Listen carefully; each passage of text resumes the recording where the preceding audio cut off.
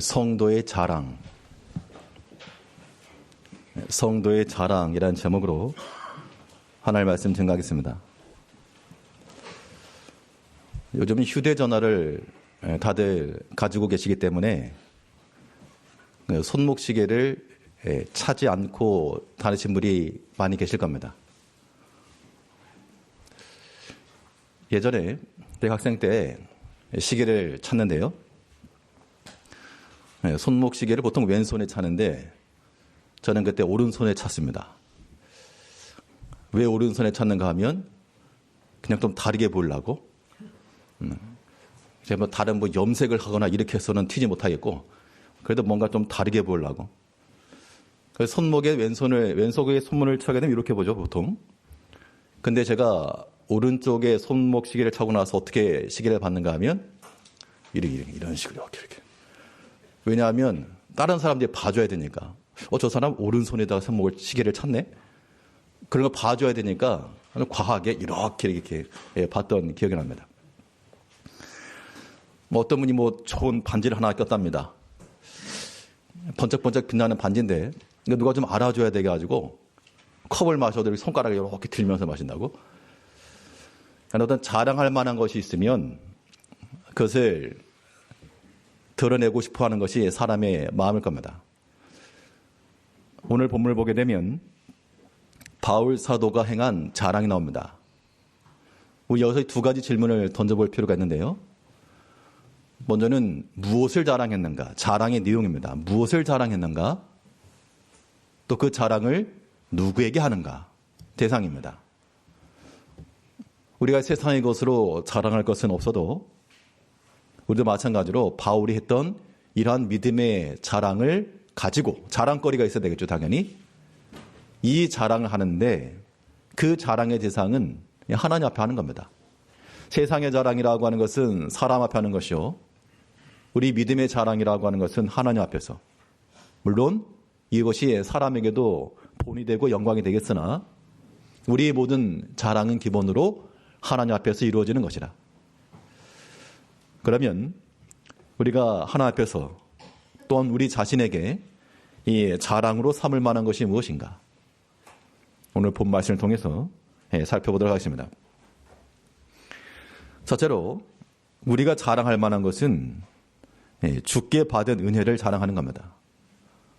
바울도 그의 육신의 자랑, 그 가문의 자랑, 그의 지식의 자랑, 다른 사람이 흠모할 만한 그런 외적인 것을 가지고 자랑하지 않고 주께로부터 받은 그 은총을 자랑하였고 주께로부터 받은 것을 자랑한 겁니다. 그럼 여기서 우리가 한 가지 생각할 건 무엇인가 하면 받았다라고 하는 말은 그 전제가 뭡니까? 주었다라고 주신 분이 있다는 얘기죠. 우리가 주께로부터 은혜를 받았다라고 하는 것은 여기까지만 놓고 말하면 난 받은 게 적기 때문에 혹은 내가 원하는 걸 받지 못했기 때문에 감사치도 못하고 자랑할 게 없을 수 있는데 하나님이 주셨다. 내게 주신 분이 하나님이시다라고 하는 것까지 우리 생각이 미쳐야지만 한 달란트가 되었건 두 달란트가 되었건 강한 것이 되었건 약한 것이 되었건 그것을 하나 앞에서 자랑으로 삼고 나갈 수 있다는 겁니다. 그래서 우리는 이 주께로부터 받은 은혜를 자랑한다는 것은 결국 하나님께서 우리 주신 주의 것으로 자랑하는 것을 말하는 겁니다. 오늘 본문을 보게 되면 바울도 그걸 자랑했죠. 우리 본문 12장 1절을 보게 되면 내가 무익하나마 부득불 자랑하노니 주의 환상과 계시를 말하리라. 이 자랑의 내용은 바울이 본 환상과 계시인데 그런데 그 환상과 계시라고 하는 것이 내가 본 것, 내가 지금 간증하는 것, 그래서 사람들이 나를 주목하고 내 이야기에 귀를 기울이는 그 내용이 있지 않고 주의 환상과 계시를 말하겠다. 즉 주께서 내게 보여주신 것을 내가 말하겠다라고 말하고 있습니다. 전혀 다른 겁니다. 오늘 본문은 특별히 이 바울의 신비한 영적 체험이 나오고 있습니다. 낙원에 이끌려갔다 왔다 이 내용인데 아마 여러분들도 한 번쯤 들어보셨을 겁니다. 천국에 갔다 왔다 이거. 그런 얘기 들어보셨습니까? 천국 갔다 온 간증 또는 지옥에 갔다 온 간증. 본인들이 갔다 왔다니까 뭐 갔다 온 줄 알고 수고를 했는데, 그런데 우리는 그런 것을 믿을 바도 아니고요. 또 아무리 그렇게 설명을 잘 한다 그래도, 홀릴 듯한 말을 한다 해도 우리가 신앙적 유익이 있으니까 권하라 이렇게 해서는 안 됩니다. 그건 그렇게 하실 이유가 없습니다. 왜냐하면 그렇게 말하는 사람, 그렇게 강의를 하는 사람도 있고요. 체험 간증하는 사람도 있는데, 그런 사람들의 특징이 뭔가 하면 자기의 경험한 걸 말하는 거예요. 그래서 사람들이 그 사람에 대해서 박수를 쳐주는 거죠. 아, 그런 체험했구나. 그냥 바울이 말한 바는 그는 참된 경험한 게 분명히 맞지만 그는 더 이상 얘기하지 않았습니다. 그가 본 바를 내가 이렇게 봤다라고 설명하지 않고 들은 것을 말했죠. 가히 사람이 말할 수 없는 것을 내가 들었다. 그러니까 내가 천국 보고 왔다, 지옥 보고 왔다. 그런 것에 대해서 흥미는 있을지 몰라도 거기에 깊은 관심을 가질 필요도 없고, 영적 체험은 그렇게 하는 게 아닌 겁니다. 또 그런 것이 자기의 자랑이라 그러면 이거 뭐 하나님 이용하는 것이죠. 자기가 보고 왔다라고 하는 걸 인용해서 뭐 그렇게 강의를 다니는 사람도 있죠. 또 당연히 그런 강의를 하면 강의로도 받을 것이고, 그래서 그렇기 때문에 이 단기적인 그런 강의 혹은 그런 설교 이런 것은 우리가 말 그대로 별미와도 같이 그 정도로만 이해를 해야지, 저게 정말 대단하다, 저것이 전부다, 그렇게 나가는 것은 건강한 신앙생활 될 수 없습니다. 우리가 그러니까는 어쩌다 한 번씩 교회에 와서 강의를 한다, 설교를 하신 분이 계시다 그러면 당연히 처음 왔으니까 또 한 번 하고 설교하고 언제 올지 모르니까 정말 가장 임팩트 있고 기억할 만하며 그의 생애 가운데서 이 기억이 날 만한 걸 얘기하시겠죠.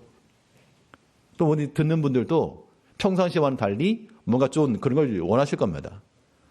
근데 평상시 기도 예배 시간에 뭐 우리 매주마다 예배 설교를 하지만 별다른 거 없잖아요. 그러면 저 사람은 별것 없네, 이렇게 생각하시면 안 된다는 겁니다. 신앙생활이라고 하는 것이 그렇게 돼서는 안 되고, 우리는 주께로부터 받은 천천히 흐르는 실로암 물을 멸시했던 이스라엘 백성들을 하나님께서 진노하셨는데, 우리가 하나님께서 내게 주신 그것을 가지고 자랑하되, 주의 것을 주께로부터 내가 받은 것을 자랑한 게 아니고요, 주께서 주신 것을 가지고 자랑하는 겁니다. 고린도전서 11장 23절에서 보게 되면 바울은 그의 모든 교훈의 메시지에 대해서도 내가 너에게 전한 것은 주께 받은 것이니 곧 주 예수께서 잡히시던 밤에 떡을 가지사. 그의 교훈에 관계된 것도 내가 이렇게 깨달았다 하면서 각 교회마다 혹은 회심한 이방인들마다 전한 게 아니고 주께 받은 것을 내가 가르친다, 이렇게 말하는 것이요, 쉬운 것 같지만 쉽지는 않습니다. 어떤 의미인가 하면, 어떤 권위를 가지고 사는 사람들은 그 권위가 자기에서부터 나올 때 영예로운 거죠. 근데 만일 내가 누군가로부터 들었다, 누군가에게부터 배웠다 그러면 그 사람의 권위가 설 수 없는 겁니다. 학문을 하는 경우에도 어떤 최고의 경지에 이르게 되면 자기의 이론과 이걸 설파해야지, 다른 사람으로부터 들었다, 인용하게 되면 수준이 조금 떨어지겠죠. 이 초대교회 당시 바울이 이런 모든 복음을 전함에 있어서 그 당시 다른 거짓 사도들, 거짓 교사들과 비교를 당하였고, 그런 과정 속에서 자기를 돋보이려고 했다면요, 주께 받은 것이니 굳이 이런 것만 하지 않더라도 내가 새로운 것, 너희가 전에 듣도 보도 못한 새로운 것을 내가 전해주겠다, 다 나를 따르라, 이렇게 했을지도 모를지입니다. 그래서 지금 바울은 주께로부터 받은 것을 말하고 있고, 대놓고 말하고 있는 거죠. 내가 너에게 전한 것은 다 주께로 받은 것이라. 우리 모든 성도님께서 자랑할 만한 것이 있다 그러면, 우리 보통 자랑 그러면 무슨 자랑입니까? 자기 자랑이고요, 또 우리 자녀들 자랑이고, 또 우리 손자손녀들 자랑이시고, 또 사업이 잘 됐다, 사업의 자랑이고요, 좋은 데 취업했다, 그건 취업에 대한 자랑일 것이고, 그런 것들이 자랑이 될 수 있는데, 그런 것으로 우리가 자랑 삼을 것이 아니고, 자랑을 하되 이건 다른 사람에게 하는 그런 자랑 말고 하나님이 내게 주셨다라고 하는 하나님 앞에서의 자랑이 되고, 그 자랑이 우리 자신에게만 효력을 미치면 되는 겁니다. 얼마나 감사한 겁니까? 자녀들이 믿음 안에 잘 자란다. 자랑스럽잖아요. 다른 사람에게 말하면 그건 좀 그렇지만 하나님 앞에서 하나님께서 내게 이렇게 주셨다. 그것은 우리가 가질 만한 좋은 신앙입니다. 그런데 오늘 한 가지 보고자 하는 것은 무엇인가 하면 이 바울의 영적 체험, 이 신비한 체험에 관해서 오늘 2절을 보니까요. 내가 그리스도 안에 있는 한 사람을 아노니 14년 전에 셋째 하늘에 이끌려가 앉으라. 14년 전이란 말이 나오고 셋째 하늘이라고 하는 말이 나오는데 셋째 하늘이라고 하는 말은 당연히 뭐 첫째, 둘째가 있으니까 셋째가 되겠죠. 보통 이것 해석하는 방법은 유대인들에게서 첫째 하늘이라고 하는 것은 그 대기권, 우리가 눈에 보이는 그런 공간, 그리고 둘째 하늘 그러면 우주, 뭐 그렇게 얘기를 하고요. 셋째 하늘은 영적인 천상의 세계다 이렇게 말합니다. 그렇게 이제 말을 하긴 하는데 그런 것보다 하는 것이지 잘 모릅니다. 성경에서 말하는 것은 알지만 모르는 건 모르는 거죠. 그냥 셋째 하늘이니까 셋째 하늘인 줄 아는데 이것을 이제 3층 천이라고도 말합니다. 예전에 어떤 분이 이 이야기 설교를 듣고 천국에 가면 3,000층짜리 빌딩이 있다더라. 그래가지고 교회인들이 죽어가지고 천국 가면 3,000층짜리 빌딩에서 산다고. 이건 3,000층이 아니고 셋째 하늘이라고 하는 것에 대한 오해입니다. 그러니까 이런 영적 체험이라고 하는 것, 신비적 체험이라고 하는 것이 우리들에게 분명히 있긴 있는데 이걸 부정하지는 않습니다. 그런데 이러한 신비한 체험이라고 하는 것을 우리가 어떻게 대할 것인가라고 하는 것에 대해서 우리가 한번 언급하려고 하는데요. 개인적인 신앙생활 가운데서 뭔가 뿌리부터 흔들림이 있었다라고 하는 것을 경험한 지 한 3번 정도 있습니다. 그 첫 번째가 언제였는가 하면 고등학교 3학년 때인데 그 당시 미션 스쿨을 다녔습니다. 그리고 이제 반 내에서는 임원들이 있는데 반장 뭐 이런 식으로 그 중에 이제 신앙부장이라고 있었습니다. 당연히 제가 이제 신앙부장을 제가 했었죠. 신앙부장이 뭔 일을 하는가 하면 아침에 이제 수업 조회 시간이 끝나고 1교시 하기 전에 그 전에 약 10분 정도 경건의 시간이라고 하는 걸 인도합니다. 앞에 나가지고 학생들 앞에서 성경 읽고 경건의 시간 인도하고. 그래서 그 당시 이제 학생회가 있는데 학생회 여러 부서가 있는데 그 중에서 또 신앙부가 있었습니다. 기독교 학교니까. 그래서 이제 신앙부 중에서 이제 신앙 전체 학생회 대표를 뽑는데 제가 3학년이기도 했고 제가 당연히 손 들고 제가 한다고. 근데 각 반에 이제 신앙부장들이 다들 모였습니다. 다 알죠, 누군지. 애들 성향도 다 알고 있고, 제가 신앙부장에 이런 친구도 있었고요. 근데 그때 모여가지고 이제 그 담당 선생님께서 자, 우리 함께 우리 통성기도 하자고. 그래서 통성기도를 했습니다. 그때 제가 경험하고 제가 알고 있던 통성기도의 기준은 뭐냐면, 저도 이제 뭐 제일교회 같은 그런 뭐 옛날에는 모르겠습니다만 그런 분위기의 교회에서 자랐습니다. 이 돌아가신 인태경 목사님께서 이 통성기도도 하셨는데 뭐 개인 홀로 기도하실 때는 크게 하셨겠지만 예배 중에 기도할 때는 자기의 목소리가 자기 귀에 들릴 정도로 이렇게 이제 기도를 했습니다.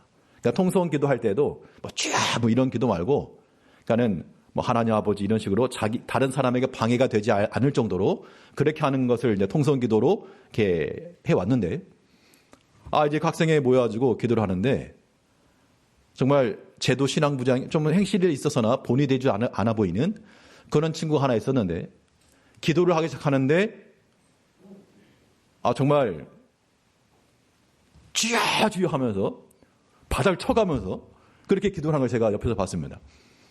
제가 그때 어떤 마음이었는가 하면 내가 잘못됐나? 내가 신앙을 살아가면 나는 저렇게까지는 안 해봤는데 쟤는 뭐지? 분명히 학교 생활 이런 걸 봐도 제가 나보다는 좀 더 불성실해 보이는데 나도 믿음 생활 해왔다고 생각했는데 나는 뭐 그렇게까지 못 해봤는데 쟤는 쥐쥐 하면서 이렇게 막 정말 그렇게 기도하는 걸 보면서 내가 좀 문제가 있나? 그런 생각을 한번 했던 적이 있었고요. 그게 첫 번째 약한 충격이에요. 약한 충격. 두 번째 충격은 전에도 한번 말씀드린 적이 있는 것 같은데 대학생 때 그 선배 하나가 대학생 선교회 CCC 있으면서 저를 이제 섭외하려고, 그래서 이제 자기를 순원으로 삼고 이렇게 하려고 하면 이제 그 수련회를 가는데 좀 같이 가자고 이렇게 권했습니다. 대학 그런 데 가가지고 기독교 동아리에 들어가면 뭐 신앙이 변질된다 이런 말을 많이 들었기 때문에 안 간다 그랬다가 방학 때니 가자 그래서 뭐 핑계댈 게 없어가지고 갔는데, 그때 어떤 충격을 받았는가 하면 그 당시 모인 인원이 약 한 10,000명 정도 모였습니다. 그러니까 10,000명이 모인 자리를 제가 가본 적도 없고 10,000명이 모여서 예배 드린 것을 경험해 본 적도 없고, 또 더군다나 나와 같은 또래의 그런 청년들이 10,000명 정도가 모였다는 것에 엄청난 충격을 받았습니다. 충격은 곧 둘째 치고, 우리 그게 모이면 이제 전 통합적으로 모였기 때문에, 초교파적으로 모였기 때문에 뭐 찬송에서 찬양에서부터 아무튼 그 당시 교회에서의 분위기는 피아노하고 그다음에 전자오르간, 뭐 그 당시 뭐 이런 드럼 같은 건 교회에 없었고 기타도 없었고 뭐 찬양 성가대도 없었던 그런 상황 속에서 그런 찬양의 분위기 다들 일어나서 요즘 뭐 콘서트 하는 거 모양 그렇게 하는 걸 보고 이제 그걸 하고 돌아오니까 너무 시시해 보인다는, 교회가. 그러니까 너무 밋밋해 보이고, 내가 정말 그동안 신앙생활 잘못한 것 같고, 목사님이 원망스럽고, 내 학생 때부터 청년의 시기까지 나는 정말 내가 봤던 그 충격적인 그 현장, 걔네들은 좀 뭐가 있는 것 같아 보였고, 저는 뭔가 감동적으로 하나님을 찾는 것 같아 보였고, 난 그런 경험도 없이, 교회에서 그런 경험을 제공 안 해줬으니까, 거기서 이제 약간의 불만도 나오게 되고, 그래서 어떤 생각을 했는가 하면, 내가 교회를 떠나야 되나? 그런 생각을 했던 적이 있었습니다. 내 신앙생활이라고 하는 것이 감정적으로 표현되지 못하고 그들처럼 너 조용조용히 믿음 생활을 왔는데 이거 혹시 잘못된 건 아닌가? 이런 생각을 했던 적이 있었다는 얘기죠. 아마 그 당시 계속 학교를 다녔다 그러면 아마 그 선교 단체로 갔을 때 몰리는데, 군대 휴학하느라고 돌아와가지고 그냥 복하고 나니까 그나마 없었습니다만, 우리가 이런 생각들을 지금도 가질 수가 있습니다. 그러니까 오랫동안 교회에서 쭉 생활해 오셨던 분들은 너무 익숙하지만, 혹시 외부에서 오셨거나 아니면 그런 경험이 있는 분들은 시시할 수가 있어요. 이거 뭐 다른 곳과 비교해서 뭐 열정이 없다든지 혹은 뭐 생명이 없다든지 이렇게 말할 수가 있는데, 그런 생각 자체가 그런 생각을 가지면 안 된다는 겁니다. 안 된다. 우리 영적 체험이라고 말할 때 참된 경험과 가짜 경험, 이거를 이제 구별한 목사님 한 분 계십니다. 미국의 영적 대각성 운동을 이끌었던 조나단 에드워즈 목사님께서 신앙의 정서, 종교적 경향이라고 표현되는데요. 그런 책 가운데서 참된 부흥의 징표와 거짓된 징표에 대해서 이야기를 했는데, 이런 겁니다. 육신에 나타난 반응이 참된 신앙의 기준이 될 수는 없다. 어떤 의미인가 하면요, 요즘 유튜브 같은 것으로 설교를 많이 듣기 때문에 다른 교회 목사님 설교도 많이 드실 겁니다. 그 목사님들 가운데 어떤 목사님께서는 굉장히 입담이 좋으셔가지고 말씀 굉장히 재밌게 하시는 분 계세요. 저 양반이 개그맨인지 목사님인지 모를 정도로 너무 재밌습니다. 그러면 재밌으니까 웃죠. 하하하 웃기도 하고, 교인들도 막 재밌게 웃기도 하고, 그러면 그렇게 막 웃으면서 설교를 들으면 은혜 받았다라고 생각한다는 것인데, 그게 아니란 얘기죠. 설교 시간에 말씀을 듣고 너무 재밌어요, 막 웃었다, 그 이코르 그것이 곧 은혜 받음의 증거인가? 그건 아니라는 겁니다. 그것에 속어서 안 된다, 그런 얘기고요. 또 어떤 경우는 이 눈물을 흘리는 경우도 있습니다. 물론 하나님의 말씀에 감동되어서 회개의 눈물을 흘리는 경우도 있지만, 또 어떤 경우는 이 감정적인 것을 이용해서 어떤 인위적인 약간 그런 것도 있을 수 있죠. 그러면 설교 중에 내가 막 눈물 흘렸습니다. 내가 막 눈물 흘렸기 때문에 은혜 받았다라고 생각하는 사람도 있다는 얘기죠. 근데 그러한 이 육신의 겉으로 드러난 감정의 표현들, 웃음이 되었건 눈물이 되었건 그런 것들, 내가 뭔가 뜨겁게 기도를 했건, 그것이 신앙의 참된 기준이 될 수는 없다. 그게 표징이 될 수는 없다. 그런 얘기입니다. 바꿔 말하면 내가 설교 중에 재밌지 않았어요. 안 웃었습니다. 재미 한 개도 없고 지루했습니다. 그렇다고 해서 하나님의 은혜가 없었는가? 그건 아니란 얘기죠. 눈물도 안 나고, 메말라서, 그렇다고 해서 은혜가 아닌가? 그건 아니라는 얘기입니다. 감동을 내가 격정함으로 찬송을 크게 한다거나, 내가 감동에 그런 율동한다거나, 그런 목소리 큰 기도를 하지 못했다고 해서 하나님의 은혜가 없는가? 그것도 아니란 겁니다. 그러니까 신앙의 기준에 있어서, 기준을 말할 때, 육신에 나타난 반응이, 참된 기준이 될 수는 없다. 그런 얘기고요. 또 일시적인 감격, 그런 것들이 또 참된 것이다. 그렇게 말할 수 없다는 겁니다. 이 말인즉슨 우리가 하나 앞에서 영적 체험이라고 하는 거 중요한데, 이 영적 체험을 우리가 오늘 어떻게 할 수 있는가 하면요, 바울도 이 체험을 말하면서 지금 몇 년 전 얘기를 꺼내고 있습니까? 14년 전의 이야기를 좀 꺼내고 있죠. 만일 바울이 이러한 심적 체험이라고 하는 것이 매해마다 혹은 매주마다 빈번하게 일어난 일이라면 그 14년 전 이야기를 꺼낼 리 없이 내가 작년에 아니면 내가 지난주에 이렇게 꺼냈을 겁니다. 근데 14년 전이라고 하는 것을 특별히 언급한 것은 14년 전에 무슨 일이 있었는가라고 하는 것에 대해서는 여러 해석이 있습니다만, 바울이 다메섹 도상에서 부활한 주님을 만났을 때 그때가 아니었겠는가라고도 말하고, 또 사도행전 17장에 보게 되면 바울이 예루살렘 성전에서 기도할 때 비몽사몽간에 황홀경에, 황홀한 중에라고 말했는데 엑스타시요, 그러한 그 당시 기도 중에 신비한 체험이었을 것이다 라고 해석들 합니다. 어찌되었건 그것이 14년 전에 단회적인 것이었다. 그럼 그 이후로 14년 동안은 그런 것 없이 그는 그저 십자가 예수의 복음을 전했고요.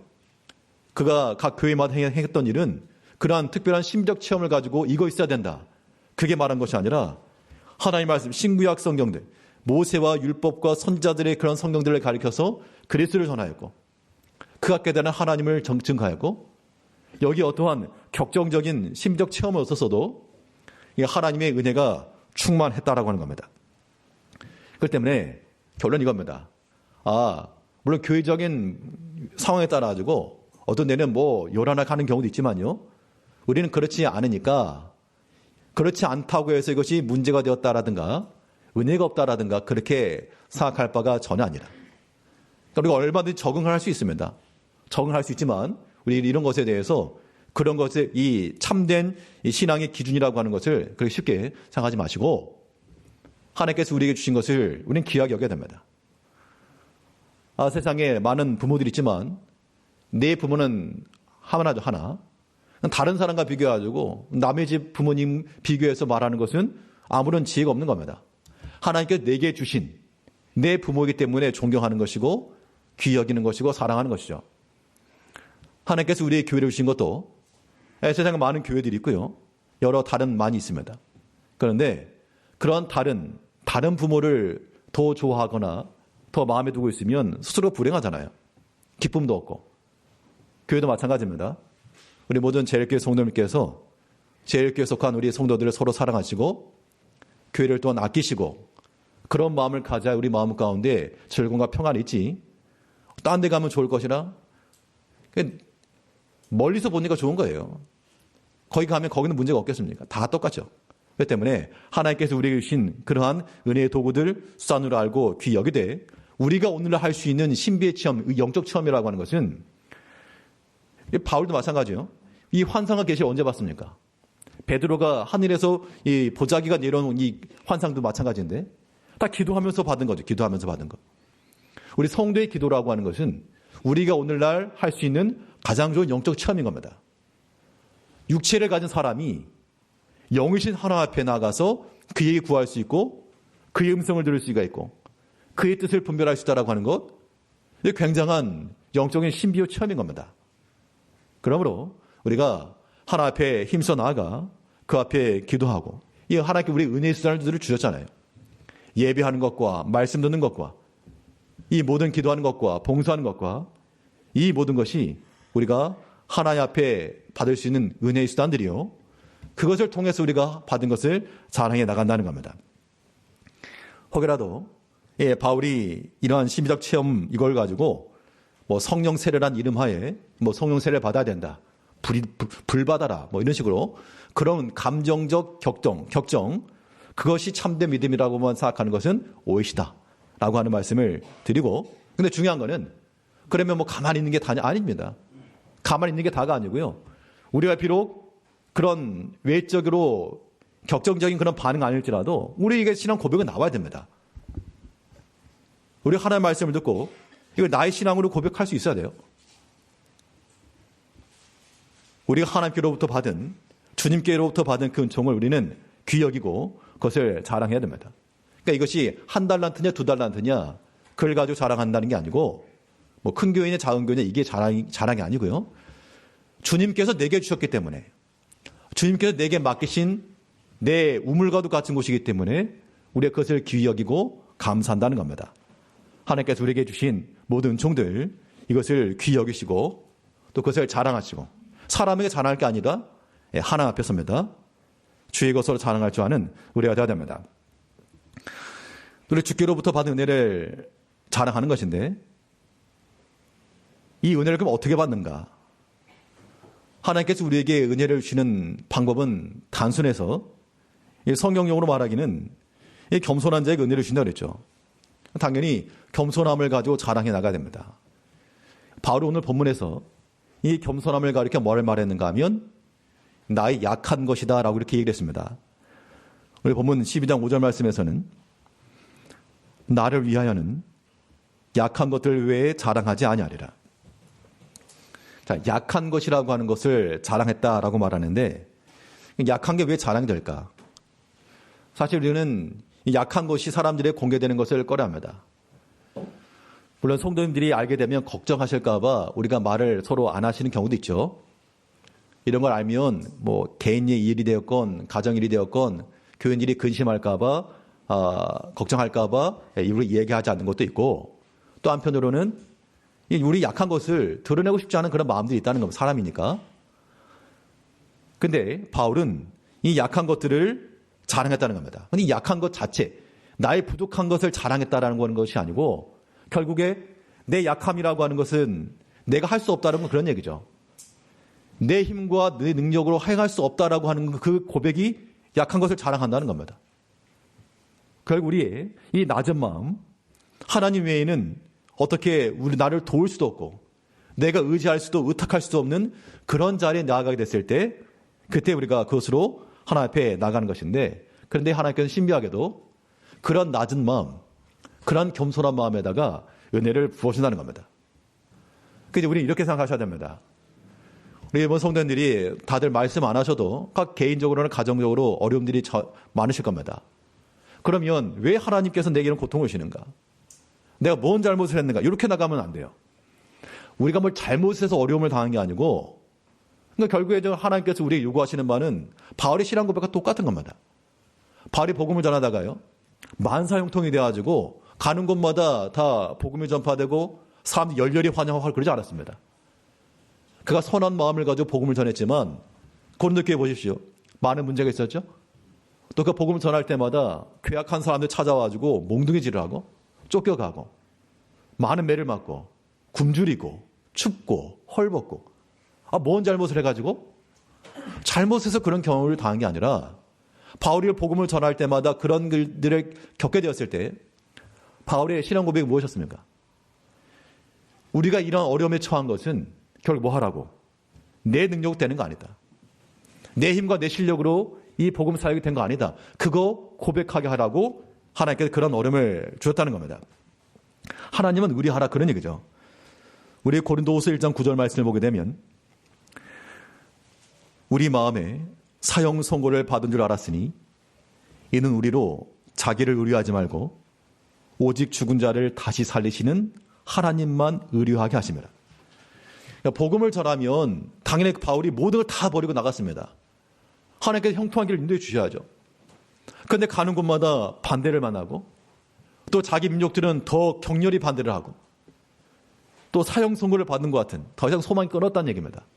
왜 우리를 이런 상황까지 몰아가셨는가? 결국에는 자기를 의지하지 말고 오직 하나님만 의뢰하게 하려 하십니다. 요거 하나를 목적으로 하나님께서 그렇게 믿음 안에서 충성하던 바울을 어려움 가운데 몰아넣었다는 겁니다. 그러면 이런 믿음의 고백이라고 하는 것이 이제 우리에게서 나타날 일입니다. 우리 참 여러 가지 어려움을 당할 때 마음이 괴롭죠. 하나님 이걸 제발 지나갔으면 좋겠습니다. 이게 왜 나에게 이런 어려움을 다 왔습니까? 그런데 그때 우리가 할 수 있는 유일한 일이 무엇인가 하면 없어. 할 수 있는 게 없다는 게 제일 가슴 아픈 거죠. 그런데 그럴 때 하나님께서는 우리에게 요구하시는 것은 우리가 염려하고 근심한다고 해서 문제 해결 안 되죠. 그렇다고 회피한다고 해서 문제가 해결되는 것도 아닌데 우리가 그러한 일을 만날 때는 오직 하나님만 의뢰하게 하심이라. 하나님께서 이것 목적으로 우리에게 어려움을 주셨다. 그렇게 생각해야 됩니다. 그러면 답은 간단하죠. 우리 이러한 고난과 고통 가운데 있을 때는 우리 생각 다 내려놓고 하나님만 철저히 의지하고요. 하나님을 찾아 나가면 되는 겁니다. 그러면 이제 그 다음은 하나님이 하실 일이에요. 그러니까 내 생각과 계획대로 살면 답이 안 나옵니다. 손 쓸 방법도 없어요. 맨날 눈을 감고 있으면 잠도 안 옵니다. 그런데 그런 것이 우리 영적으로나 육체적으로 뭐 도움이 되지 않죠. 그럴 때 우리가 힘은 드셔도 마음이 고통되셔도 하나님 앞에 다 맡기셔야 됩니다. 하나님 아니면 도와줄 자가 없습니다. 죽은 자도 다시 살리신 하나님께서 내가 지금 죽은 자와 같은 상황인데 하나님께서 도와주시고 피할 길을 주시고 또 은총의 길을 달라고 이런 믿음의 고백을 하셔야 됩니다. 그런데 이런 기도 나올까요? 아닙니다. 그러니까 내 어려움을 당해서 지금 바울이 말한 것처럼 사형 선고를 받은 상황에 처한 것이 하나님만 의뢰하게 되는 것으로 자동적으로 넘어가지 않아요. 여기까지 어려움 당하지 않으시는 분들이 없잖아요. 바울이 말하는 것처럼 사형 선고와도 같은 그런 일들을 당했는데 근데 바울 같은 그런 신앙 고백이 나오는가? 이건 별개의 문제입니다. 우리 개인에게서 그런 고백이 나와야 됩니다. 당연히 그런 고백한다는 것은 하나님 앞에 간절함으로 찾는 간절함으로. 누구 사람에게 말 못하는 거 있잖아요. 사무엘의 모친이었던 한나가 어디 가서 말 못할 거 하나님의 성령 가지고 나는 마음이 슬픈 여자라 가슴을 치면서 하나님 앞에 간구했잖아요. 하나님께서 그에게 그 한나가 계획해가지고 애를 낳은 게 아니고 하나님께서 그의 기도를 들으시고 그의 태를 여시고 은혜를 베푸신 겁니다. 우리 신앙생활이라고 하는 건 그렇게 가는 것이고 우리의 믿음의 자랑은 그렇게 되는 거죠. 그러니까 우리가 지나왔던 세월들을 돌이켜보면 참으로 이렇게 간절했을 때 그 간절했을 때라고 하는 것은 형편이 좋아지고 그래 간절함이 안 나오죠. 우리 형편이 좋아지면 주를 잘 섬기고 왔지만 또 참 반대입니다. 옛날과 비교해봐가지고 지금 다들 형편이 옛날에 비해서는 뭐 나쁘지 않으실 겁니다. 그러니까 신앙생활이라고 하는 것이 예전만 못하잖아요. 그런데 우리가 벼랑 끝에 몰리게 되면 이제 뭐 두 손 두 발 다 들게 돼 있고 그때 하나님을 찾게 돼 있는데 그 간절함에 하나님을 간구하는 것이 우리가 은혜를 얻는 길이다. 하나님께서 또 그렇게 역사하신다는 겁니다. 그렇기 때문에 우리가 하나님 앞에 자랑을 하되 내가 뭘 받았냐 나에게 있는 것을 가지고 자랑하는 게 아니고 내게 주신 그 하나님으로 자랑하는 것이고요.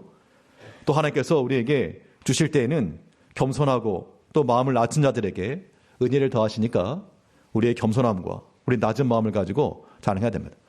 쉽잖아요. 낮은 마음 갖는 거. 아니, 무릎은 꿇으라고 있다고 그렇게 얘기들도 하죠. 무릎은 꿇으라고 있는 거라고.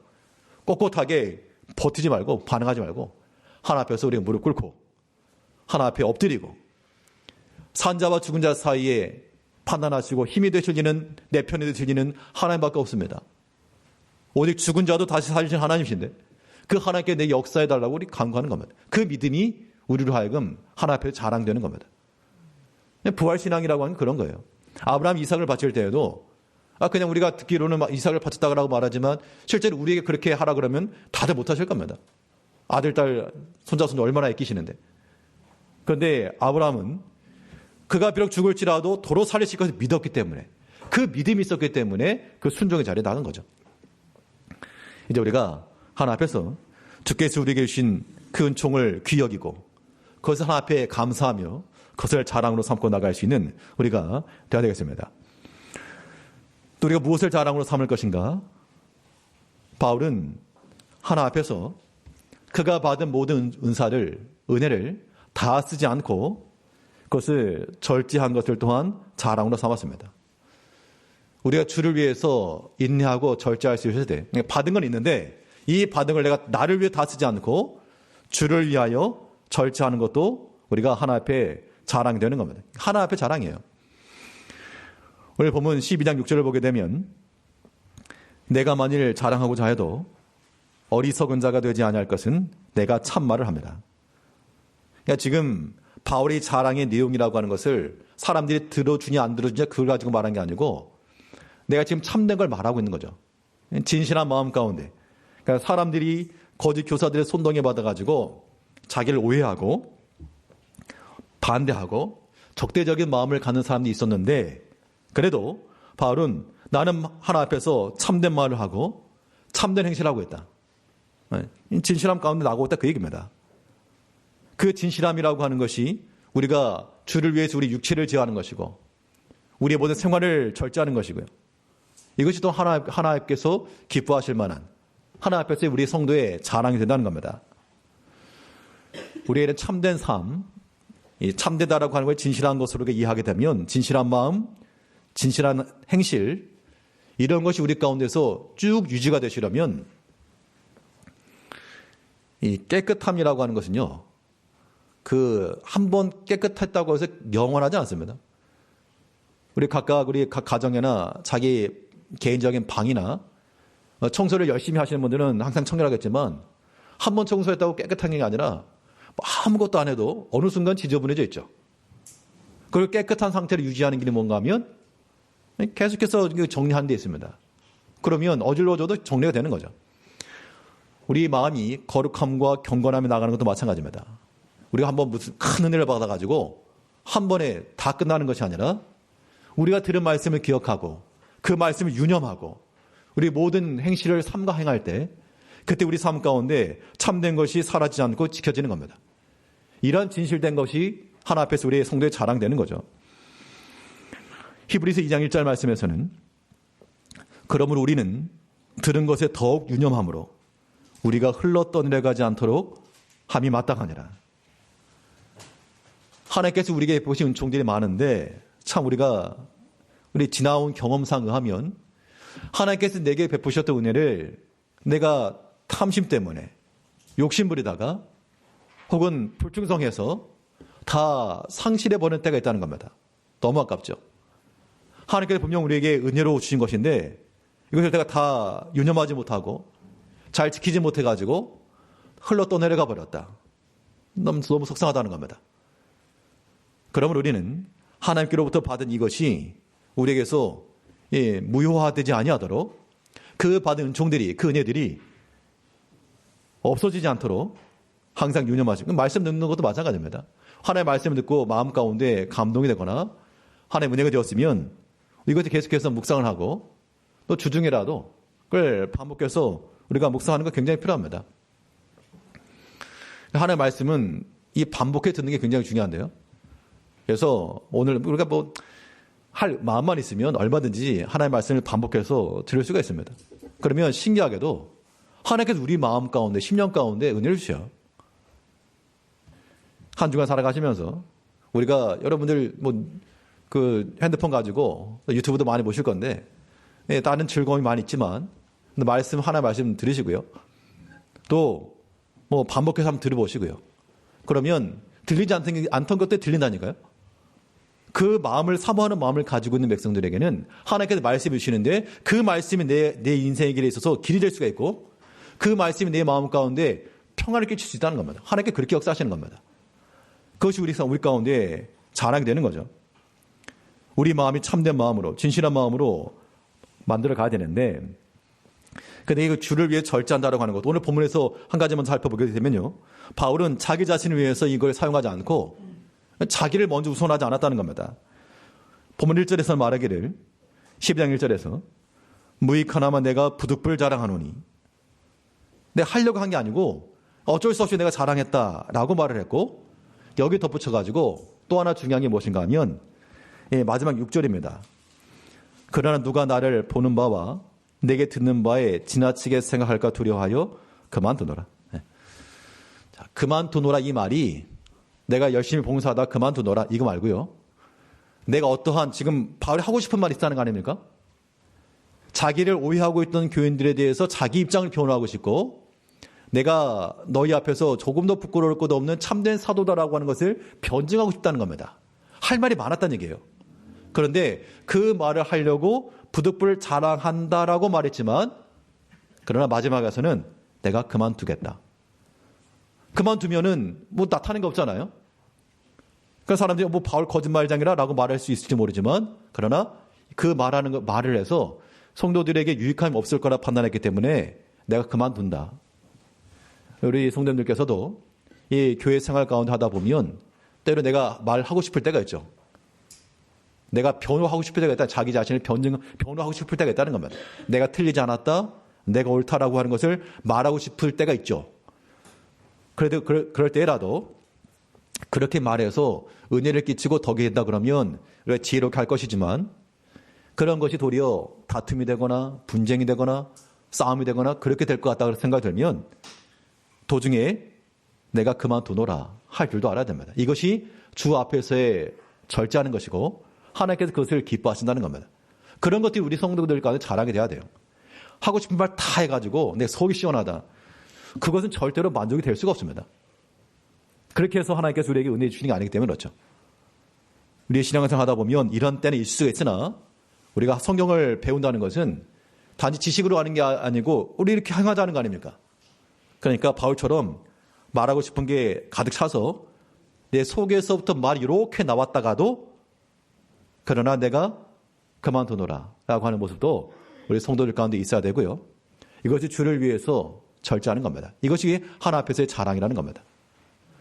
이제 우리가 바울이 그랬던 것처럼 우리도 주께로부터 받은 그 은총 하나님 주신 것이니까 감사하는 것이고요. 또 주를 위해서 언제 우리 마음을 항상 진실한 마음으로 다스리며 절제하며 주를 위하여 살아갈 수 있는 하나님을 자랑하며 하나님께 자랑하며 서로 모든 일에 있어 믿음에 보내지며 살아가는 우리 성도님들 되시길 바라겠습니다. 기도하겠습니다. 우리를 변화없사